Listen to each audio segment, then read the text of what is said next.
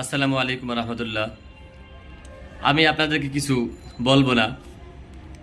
ঢাকায় একটি ৮ দলীয় সমাবেশে চরমনায় পীর সাহেব কি বলছিলেন একটু শুনে যান, তারপর প্রশ্নের জবাবটা আপনারাই দেবেন। কি বলছে একটু শুনুন। আজকে মঞ্চে যারা আছেন, যদি আমরা মুনাফিকি না করি, মঞ্চে যারা আছে যদি মুনাফিকি না করি, মুখের এবং কাজের কথা যদি একসাথে থাকেন, মুখের সাথে কাজের যদি মিল থাকেন, আমি এই লক্ষ জনতার সামনে কসম করে বলতে পারি আগামীতে ক্ষমতায় যাবে ইসলাম, ক্ষমতায় যাবে ইসলাম।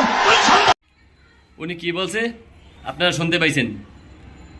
উনি বলছেন মঞ্চে যারা আজকে আছেন ৮ দলীয় সমাবেশ সবার উদ্দেশ্যে বলছেন। তার ভিতরে ইঙ্গিতটা বেশি কার দিকে করছেন সেটা আপনারা ভালো করে জানেন। উনি বলছেন মঞ্চে যারা আছেন উনি কসম খেয়ে বলতে পারেন ইসলাম আগামীতে ক্ষমতায় যাবে।